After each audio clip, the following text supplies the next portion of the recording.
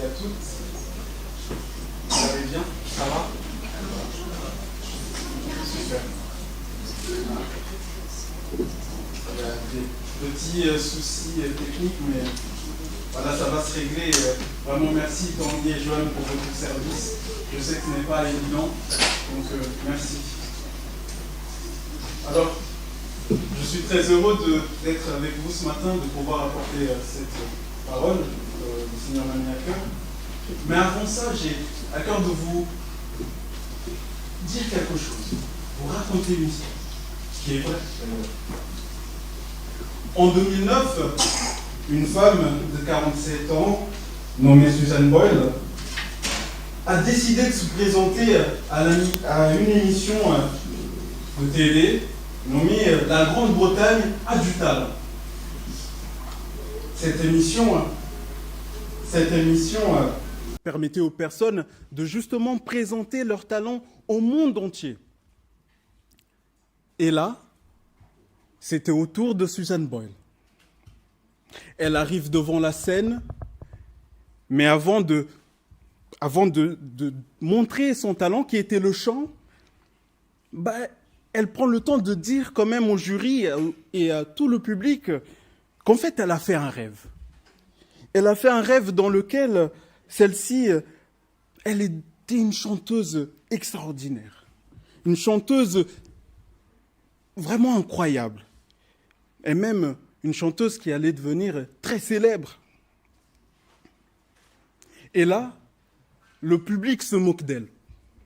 Se moque d'elle sûrement dû à son apparence, mais surtout par rapport à ce qu'elle disait. Mais mes frères et sœurs, une fois que Susan Boyle a pris le micro et a commencé à chanter, alors là, on assiste à un renversement de situation juste incroyable, au point que tout le monde est resté bouche ouverte. Susan Boyle a chanté d'une manière juste waouh. Et vous savez quoi? Susan Boyle est vraiment devenue célèbre. Son rêve qu'elle voulait tant s'est réalisé. Sa vidéo a fait des millions de vues en quelques heures. Mais un jour après l'émission, Susan Boyle s'est retrouvée à l'hôpital. Dans un état critique, à la fois physiquement et à la fois émotionnellement. Dû à une ascension trop rapide et même très brusque. Et je pense qu'on peut conclure que Suzanne n'était pas prête.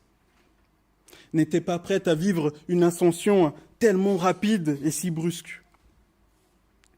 Et je pense que nous aussi, on aime ce genre de situation, de renversement de situation à notre faveur. Vous savez, des moments de tristesse, d'angoisse, transformés en moments de joie, d'allégresse. On aime ça. Mais la question que j'ai pour nous ce matin, c'est est-ce que nous sommes vraiment prêts à cela? Est-ce que nous sommes vraiment prêts à vivre ce moment de renversement de situation? Est-ce que nous sommes vraiment prêts à vivre ce moment de renversement de situation qui change à la fois notre vie et celle de ceux qui nous entourent? Sommes-nous prêts à voir la gloire de Dieu comme on le chante si souvent? Sommes-nous vraiment prêts à ce que Dieu vienne bousculer nos vies? Un exemple, sommes-nous prêts à quitter un lieu dans lequel on connaît pour aller vers le lieu que Dieu nous appelle, dont on ne connaît pas du tout? Est-ce que nous sommes vraiment prêts à ça? Alors, le texte que nous allons étudier ce matin nous montre une jeune fille qui s'apprête elle aussi à vivre un renversement de situation. Et nous allons voir comment elle va répondre. Et je pense que de par son comportement, nous pouvons en prendre exemple. Alors, sans plus tarder, lisons ensemble dans l'évangile de Luc, chapitre 1er, du verset 26 à 38. Luc, chapitre 1er, du verset 26 à 38. Lisons. Au 6e mois, l'ange Gabriel fut envoyé par Dieu dans une ville de Galilée du nom de Nazareth, chez une vierge fiancée à un homme du nom de Joseph, de la maison de David. Le nom de la Vierge était Marie. Il entra chez elle et dit « Réjouis-toi, toi qui es comblée par la grâce, le Seigneur est avec toi. » Très troublée par cette parole, elle se demandait ce que pouvait signifier une telle salutation. L'ange lui dit « N'aie pas peur, Marie, car tu as trouvé grâce auprès de Dieu. Tu vas être enceinte, tu mettras au monde un fils et tu l'appelleras du nom de Jésus. Il sera grand et sera appelé fils du Dieu, fils du Très-Haut. Et le Seigneur Dieu lui donnera le trône de David, son père. Il régnera pour toujours sur la maison de Jacob. Son règne n'aura pas de fin. » Marie dit à l'ange, « Comment cela se produira-t-il, puisque je n'ai pas de relation avec un homme ?» L'ange lui répondit, « L'Esprit Saint viendra sur toi, et la puissance du Très-Haut te couvrira de son ombre. C'est pourquoi l'enfant qui naîtra sera saint, il sera appelé fils de Dieu. Élisabeth, ta parente, a elle aussi conçu un fils dans sa vieillesse, celle qu'on appelait femme stérile est dans son 6e mois, car rien n'est impossible de la part de Dieu. » Marie dit, « Je suis l'esclave du Seigneur, qu'il m'addevienne selon ta parole. » Et l'ange s'éloigna d'elle. Jusqu'ici notre lecture. Je vous invite à la prière. Père Céleste, voici ton peuple qui est devant toi, prêt à écouter ta parole. Et je te prie que tu puisses vraiment me donner les mots nécessaires pour transmettre ton message. Je te prie de bénir chaque frère et sœur là où il se retrouve, qu'il puisse partir avec quelque chose qui vient de toi. Merci encore pour cette grâce que tu nous permets d'être ensemble et écouter ta parole. Amen.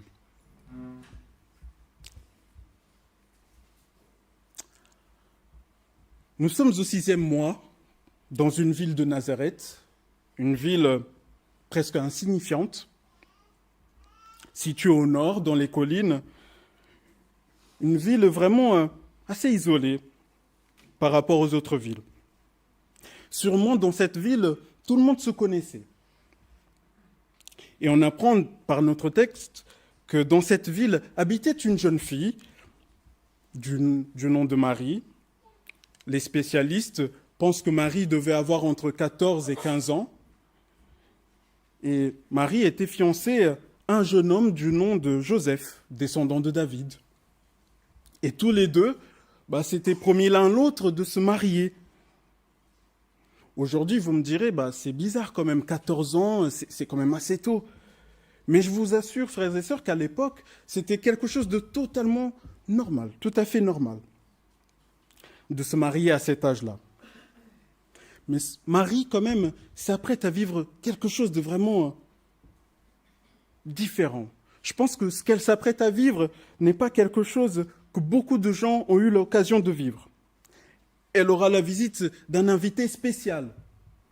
Ça ne sera pas sa voisine, ni son fiancé. Elle aura la visite de l'ange Gabriel. Et à partir de là, cette fille va vivre un renversement dans sa vie. Sa vie ne sera plus jamais comme elle était auparavant. Relisons ensemble au verset 28.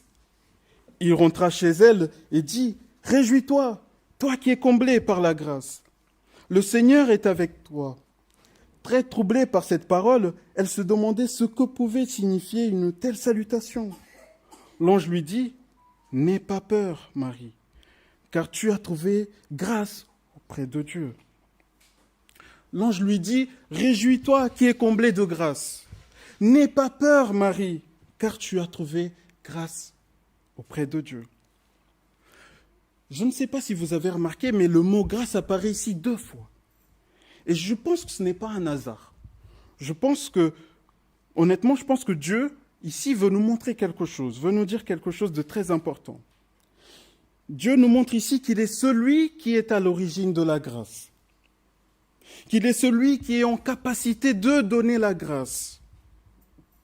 que c'est auprès de lui que nous trouverons la grâce, et non pas ailleurs.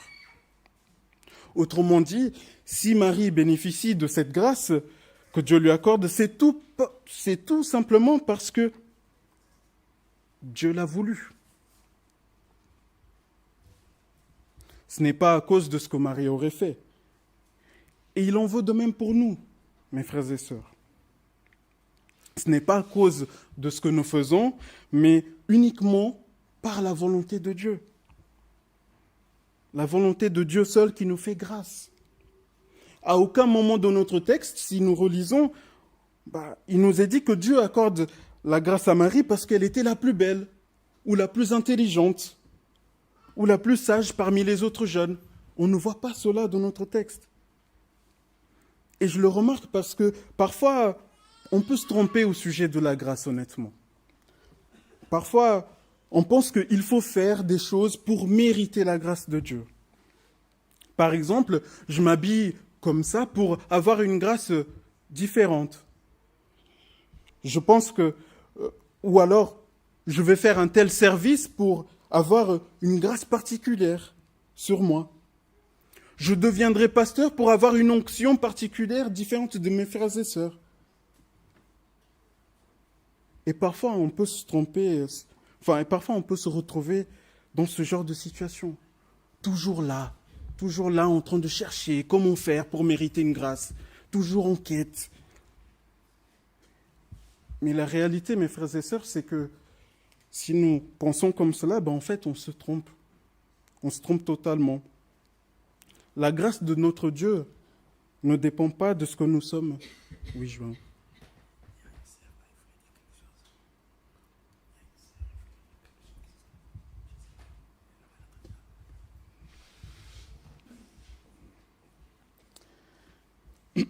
Excusez-moi.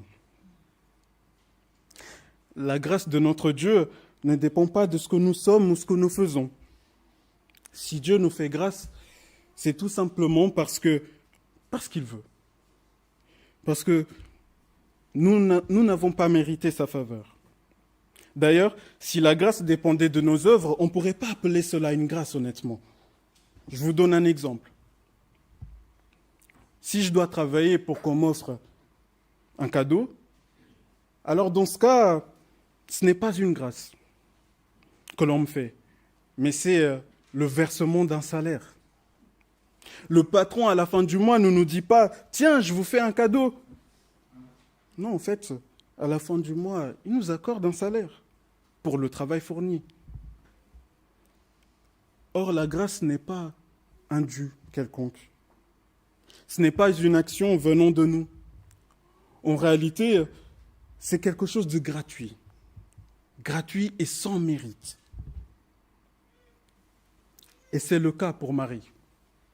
L'ange lui fait comprendre que la grâce que Dieu lui donne n'est pas basée sur ses mérites, mais sur la base de la grâce seule. La grâce seule. Et c'est très important de comprendre que la grâce n'est pas un devoir de Dieu, mais un cadeau qu'il nous fait. Un cadeau qu'il nous fait non pas à cause de nos actions, mais à cause de sa volonté seule. Ni plus, ni moins. Mais alors vous me direz, mais ok José, on comprend, mais quelle est cette grâce que Dieu lui fait? Quel est ce cadeau que Dieu s'apprête à lui offrir? Eh bien, ce cadeau que Dieu s'apprête à lui donner est de lui faire porter le Fils du Dieu très haut. De porter dans son ventre celui à qui on donnera le trône de David. Marie mettra au monde un roi qui régnera pour toujours. Cet enfant, le règne de cet enfant n'aura pas de fin. Et voilà le renversement de situation. Marie, malgré son jeune âge et malgré le fait qu'elle n'avait rien mérité, allait mettre au monde un sauveur tant attendu. Une jeune fille inconnue au bataillon allait vivre quelque chose de juste extraordinaire. Alors, dans le premier chapitre de notre livre, du livre de Luc, nous assistons à une autre annonce. Une annonce faite à Zacharie. Zacharie était un homme pieux, un prêtre très respecté dans la société, qui était juste aux yeux de Dieu, mais qui n'avait pas d'enfant. Merci beaucoup. Mais qui n'avait pas d'enfant. Il était marié à Élisabeth, et Élisabeth était une femme stérile. Et voilà qu'un ange lui apparaît et lui dit que sa prière, celle d'avoir un enfant, a été exaucée. Zacharie aura enfin un enfant. Mais son enfant, il ne sera pas comme tous les autres. Zacharie assiste comme Susan Boyle à un renversement de situation.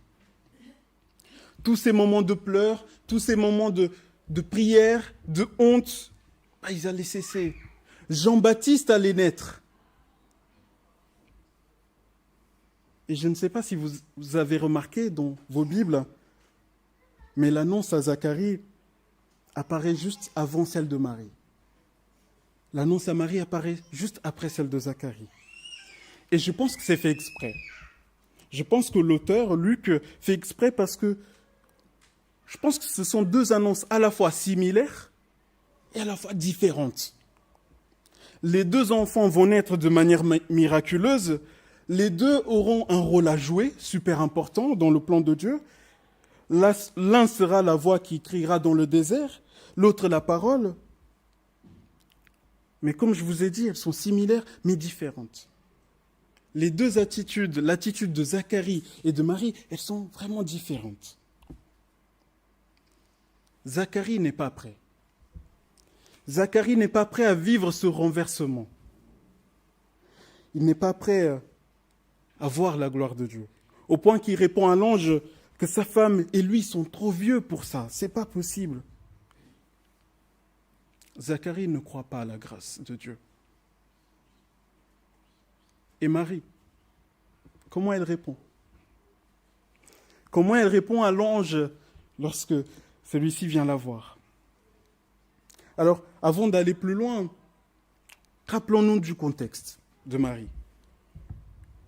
Une jeune fille, vierge, fiancée à un homme nommé Joseph, et là, paf, un ange lui apparaît pour lui annoncer qu'elle allait mettre au monde un enfant du nom de Jésus, c'est-à-dire Dieu sauve. Et voilà un épisode tout à fait normal, ça arrive tous les jours. C'est normal, non? Non, en fait, c'est juste particulier. C'est une expérience vraiment particulière, car ce ne sont pas tous les jours qu'on a la rencontre d'un ange, qu'un ange nous apparaît, il nous annonce quelque chose. Et je pense que Marie, en écoutant cela, en écoutant l'ange, elle lui fait comprendre que le cadeau que Dieu s'apprête à lui offrir n'était pas quelque chose de normal, que ce n'était pas quelque chose que l'on recevait tous les jours. En fait, ce cadeau va même lui changer tous ses plans. Marie, en tant que sa vie, ne sera plus comme avant. Sa vie va changer d'une manière extrêmement radicale. Et je ne sais pas vous, à la place de Marie, comment vous vous senteriez, honnêtement? Content? Peut-être? Honnêtement, moi, j'aurais eu peur. Me connaissant, au-delà de mes 1m80, je pense que je serais tombé dans les pommes, honnêtement. Et même, je serais même très en colère vis-à-vis de Dieu. Parce qu'il était en train de changer tous mes plans. Et là, vous me direz, ouais, mais José, est-ce qu'on peut quand même appeler cela une grâce? La grâce n'est pas censée nous mettre dans des états pareils. Normalement, si on dit que c'est un cadeau, on doit être heureux. Ça doit nous faire du bien. On ne doit pas avoir peur ou nous énerver. Et c'est sûrement le cas pour Marie.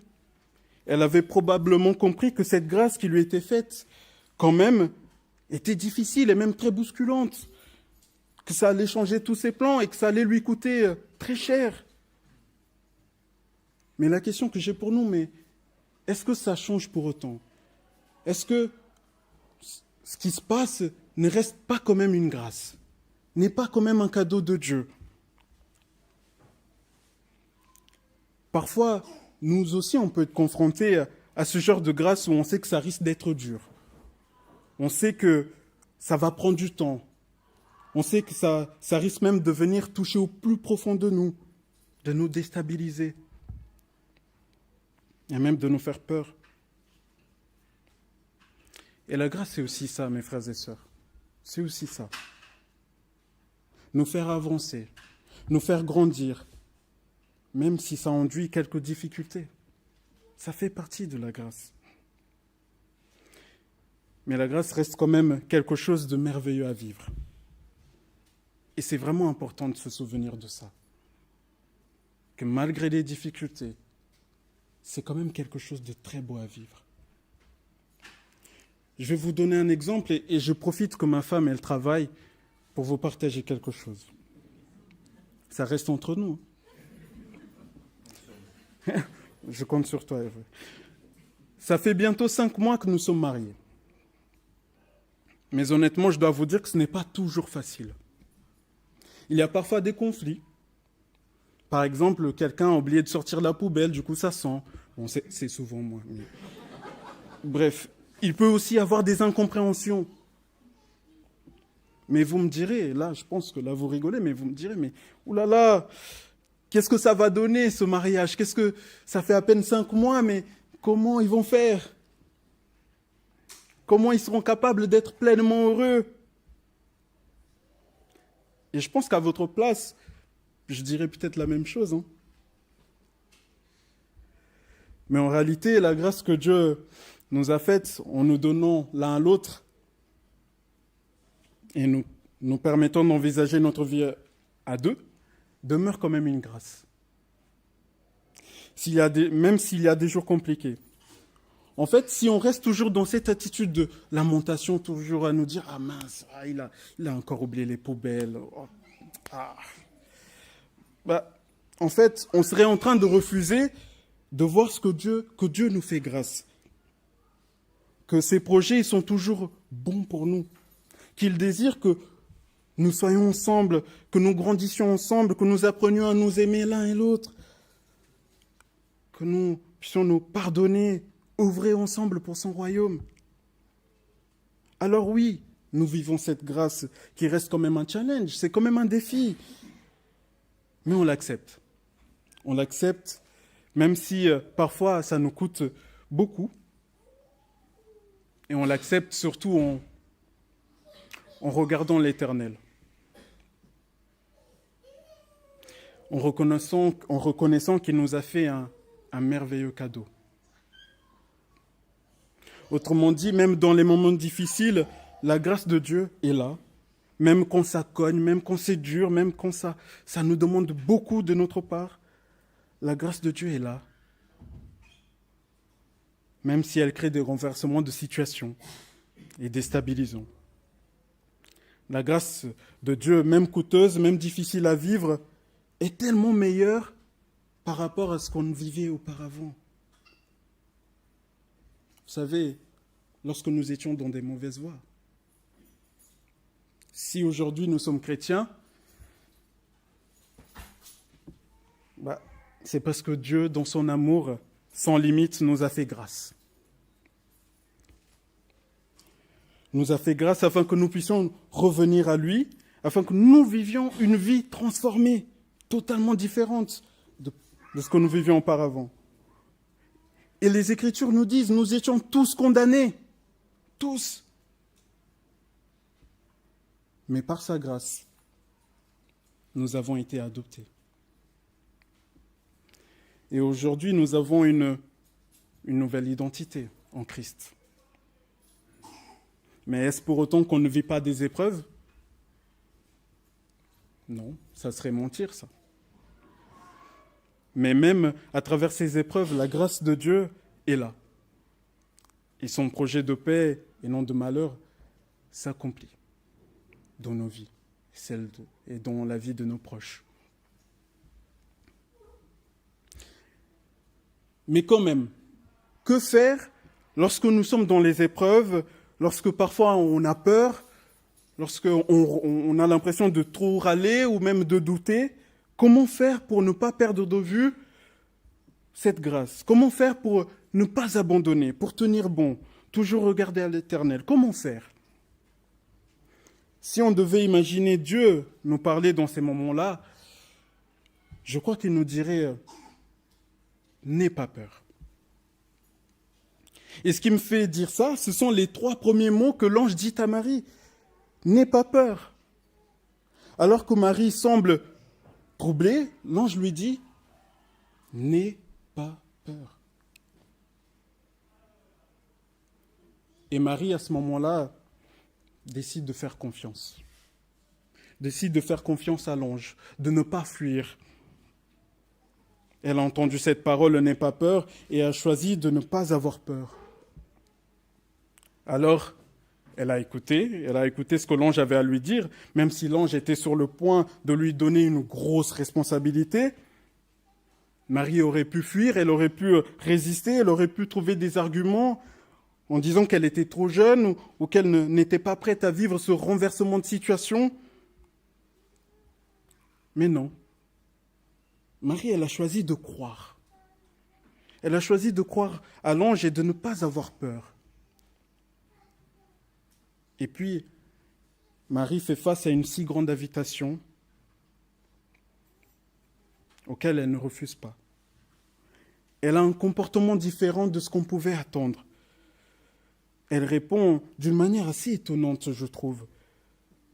Premièrement, elle ne refuse pas, ça c'est clair. Elle ne refuse pas le cadeau.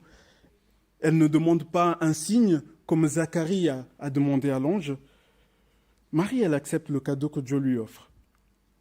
Mais cette jeune fille, elle fait quand même savoir à l'ange qu'elle n'est pas encore mariée, qu'elle n'a pas encore eu de relations sexuelles. Autrement dit, Marie dit « Ok, l'ange », mais elle exprime quand même son incompréhension. Elle a besoin de clarification, elle a besoin de comprendre et elle ose poser des questions à l'ange. Alors, l'ange lui répondit « L'Esprit Saint viendra sur toi. Et la puissance du Très-Haut te couvrira de son ombre. C'est pourquoi l'enfant qui naîtra sera saint. Il sera appelé fils de Dieu. Élisabeth, ta parente, a elle aussi conçu un fils dans sa vieillesse, celle qu'on appelait femme stérile est dans son 6e mois, car rien n'est impossible de la part de Dieu. » L'ange explique à Marie que la grâce de Dieu vis-à-vis d'elle est celle de mettre au monde le Messie tant attendu d'un peuple.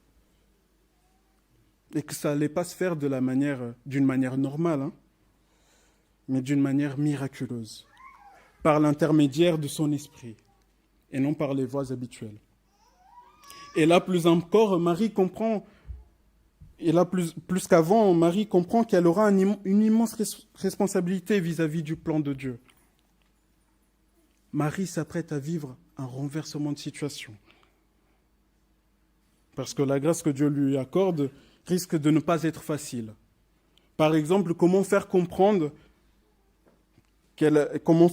à son futur mari qu'elle allait tomber enceinte, mais que l'enfant n'était pas de lui.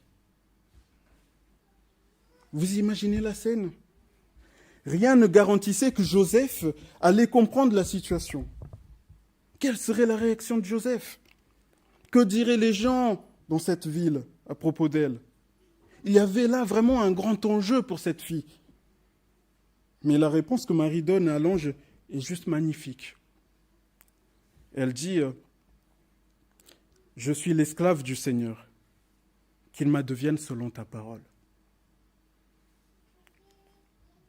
Et en tenant de tels propos, Marie montre qu'elle est consciente que la grâce qu'elle s'apprête à vivre va lui coûter très très cher. Son mariage risquerait de ne plus avoir lieu. Les gens autour d'elle allaient sûrement en parler. Peut-être qu'on l'appellerait désormais un mari, la femme adultère. Ou même pire. Mais face à ça, Marie répond présent à l'appel. Répond présent au cadeau que Dieu lui fait. Et je pense que Marie, par sa réponse, nous apprend quelque chose. Pour nous, croyants, et notre vie de croyants. Marie nous montre qu'elle est totalement libre. Marie nous montre qu'elle accepte de se soumettre totalement à Dieu et pas à quelqu'un d'autre. Marie considère que la volonté de Dieu doit passer avant toute autre chose.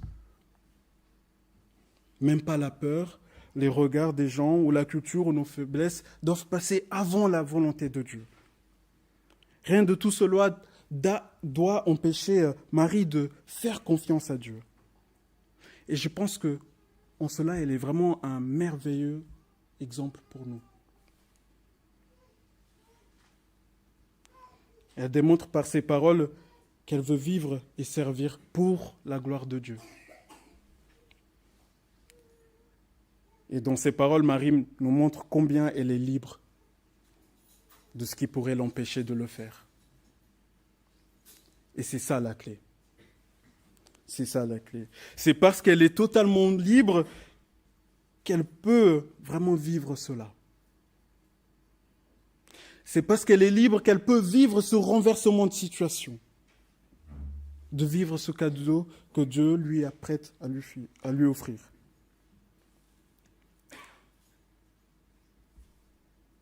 Et nous, est-ce que nous sommes prêts à vivre cela ?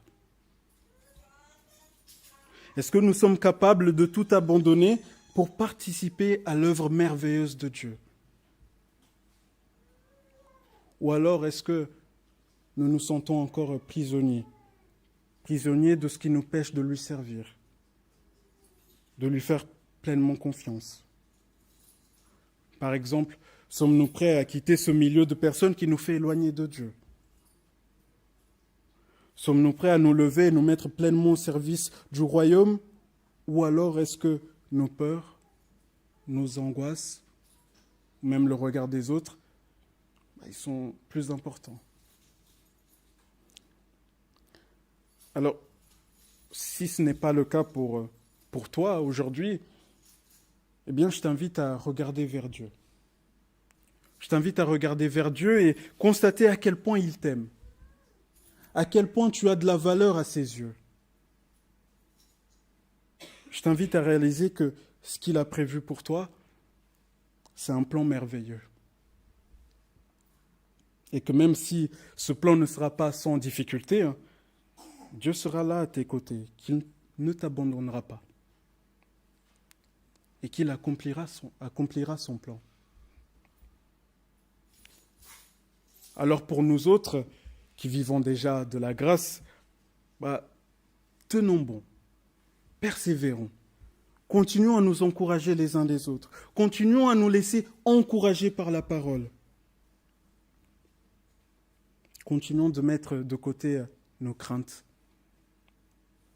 Abandonnons tout ce qui nous retient afin d'avancer ensemble, grandir ensemble et de faire avancer l'œuvre de Dieu.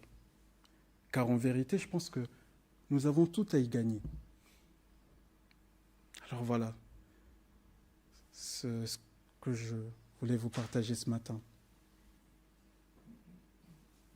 C'est une grâce, les amis, vraiment. C'est une grâce de le connaître et de vivre ce qu'il nous offre chaque jour. Amen.